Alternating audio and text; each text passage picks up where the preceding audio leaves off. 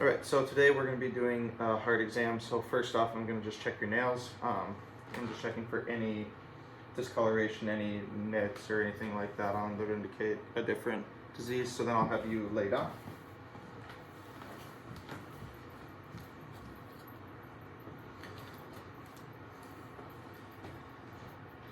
So if I could have you just tilt your head slightly to the left. So normally I would have the patient up at like a 45-degree angle, but I don't have a thoracic port here. So from here I'm going to be looking at the jugular vein. So I'm just looking in this triangle right here, checking for pulsation. So I can use tangential lighting here to check to that pulse right there. And it looks very normal there, so I'm not suspecting anything with that. So from there I will use the ruler and tongue depressor. I'll put the ruler on the sternum, put the tongue depressor on the jugular vein, and measure how high up it goes onto the ruler. So if you could look that way again. Perfect.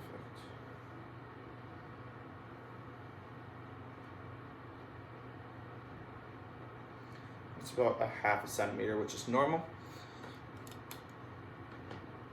So then I'll go back in for some tangential lighting across the chest area, just checking for normal rising and falling of the chest. So if you could just take normal breaths in and out, and you can look normal again.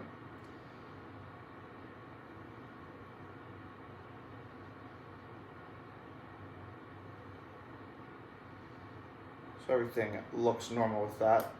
So from there we're going to check the apical impulse. So I'm just going to have you draw your breast tissue up, and I'm going to be looking at the apex of your heart. So I'm just going to be shining the light across again and checking to make sure that beating looks normal. See if there's any normal pulsation.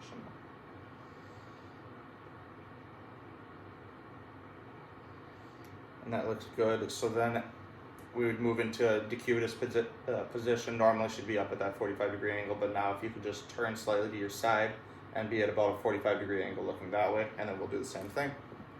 And once again, if you could draw your breast tissue up so I can try to see that pulsation at the apex.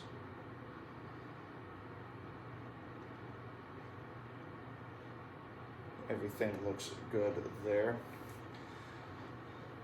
So then from there, I'm going to just check for chest expansion and different vibrations in the chest. So I'm just going to be using my a knife edge contact on your sternum. So if you could draw your breast tissue away from the center, and I'm just feeling for normal rising and falling. So if you just breathe normal for me.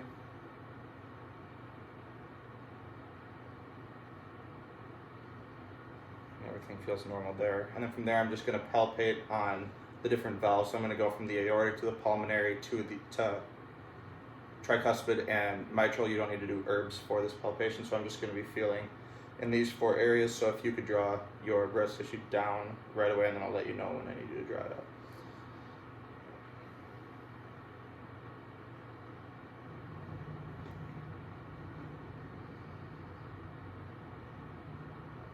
And if you could pull it out for me.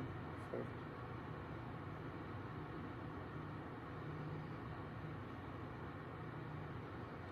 So any vibrations there would indicate a potential heart pathology. So from there, we'll go into auscultation with the stethoscope. So first off, we're going to be going through those same valves from before plus herbs. So I'm going to use the diaphragm first. I'm going to go down through those valves, and then I'll flip over to the belt, and I'll go back up. So once again, if you could just take normal breaths for me. And then I'll be going to those same valves, so I'll let you know when to pull the tissue select away for me. That's going to be really cold. I'm going to warm it up for a second.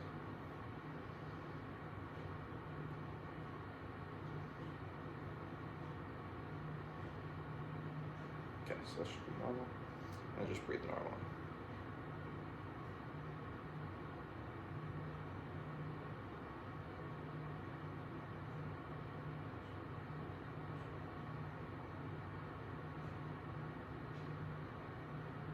And if you could pull your breast tissue back, thank you.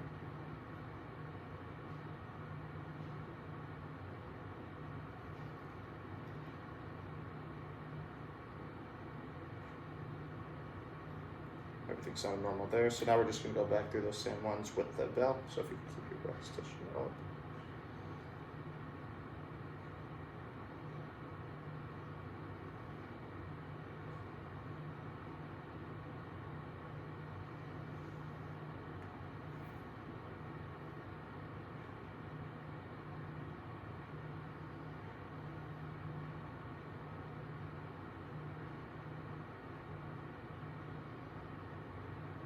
Everything sounded good there.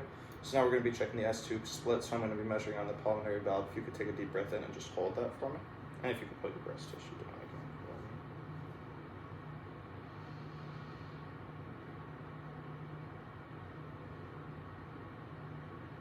So if there was any splitting or high-pitched sounds there, it would indicate an S-tube split, which a lot of people have, but I did not hear anything with you. So next we'll go to aortic regurgitation. So if you could sit up for me. I'll come over to the front.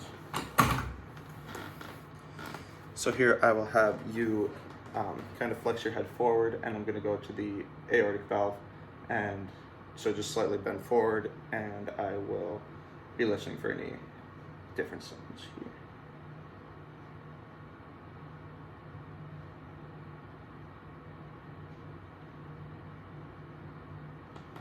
Everything sounds normal there. So you can go ahead and lay back down.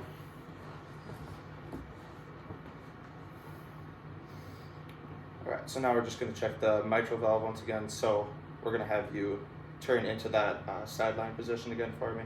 And I'm going to be measuring the mitral valve with the diaphragm first and then the bell second. So if you could turn into that sideline position and pull your breast tissue up out of the way for me. So then if you could take a deep breath out, in and out, and then just hold out for me.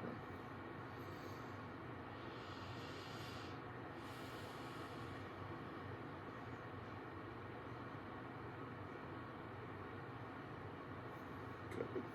And then we'll do that same thing, but if you could just bear down for me, we'll do Valsalva maneuver. So if you could hold that same position, lift your breast tissue out of the way, and then this will be the last thing.